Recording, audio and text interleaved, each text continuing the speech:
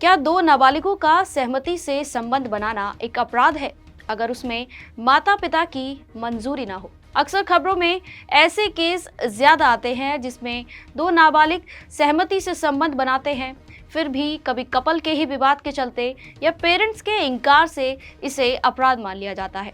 Court में case जाता है, सुनवाई होती है और सफाई भी देनी पड़ जाती है। ऐसे ही मामलों की भरमार और गंभीरता को देखते हुए राजस्थान हाईकोर्ट ने एक आदेश दिया है, जिसके बारे में आज हम बात करने वाले हैं। नमस्कार, आप देख रहे हैं पॉलिटिकल पंचायत। मैं हूं आपके साथ श्वेता चौहान। बता दें कि राजस्थान हाईकोर्ट से पॉक्सो एक्ट को लेकर एक अहम फैसला सामने आया है और इस फैसले में हाईकोर्ट ने पॉक्सो एक्ट में तथाकथित रोमियो जूलियट धारा जोड़ने का सुझाव दिया है। जस्टिस अनिल कुमार उपमन की एकल पीठ का इस पर कहना है कि पॉक्सो जैसे कठोर कानून का मकसद बच्चों को यौन शोषण से बचाना है। सहमति से बने किशोर और युवा रिश्तों को अपराध की श्रेणी में रखना कानून की मंशा नहीं है। नाबालिग से जुड़े यौन आरोप के मामले में हाईकोर्ट ने महत्वपूर्ण टिप्पणी के साथ यह आदेश पारित किया। इसी के साथ हाईकोर्ट ने आरोपी युवक के खिलाफ दर्ज एफआईआर और ट्रायल कार्रवाई को रद्द करने का भी ऑर्डर दिया। कोर्ट ने कहा कि पॉक्सो के तहत दर्ज कई मामले रोमियो जूलियट नेचर के होते हैं। सिर्फ उम्र के अंतर की वजह से गंभीर आपराधिक मुकदमे दर्ज हो जाते हैं।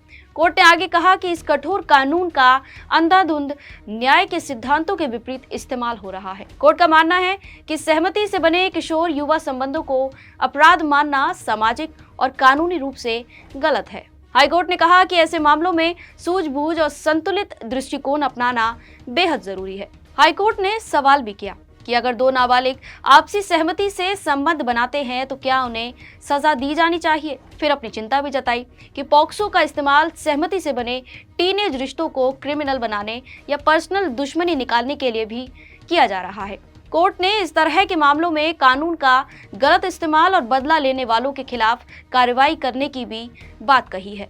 बताते चले कि बीते 9 जनवरी को सुप्रीम कोर्ट में भी 2 जजेस की बेंच ने पॉक्सो एक्ट के बार बार किए जा रहे गलत इस्तेमाल की तरफ ध्यान दिलाया था। यह एक्ट साल 2012 में नाबालिगों को सेक्सुअल अब्यूज से बचाने के लिए लाया गया था। सुप्रीम कोर्ट की बेंच भी केंद्र से पॉक्सो के सबसे सख्त प्रावधानों में जेन्युइन किशोर रिश्तों को छूट देने के लिए रोमियो जूलियट क्लॉज लाने का सुझाव दे चुकी है। वैसे आपको क्या लगता है, दो नाबालिग की आपसी सहमति को इसके दायरे से बाहर किया जाना चाहिए? क्योंकि समाज का तर्क ये होता है कि नाबालिग में अपनी समझ या सूझबूझ नहीं होती और उस समय माता पिता के फैसले ही उनकी जिंदगी में मायने रखते हैं, जब तक कि वे बालिग नहीं हो जाते।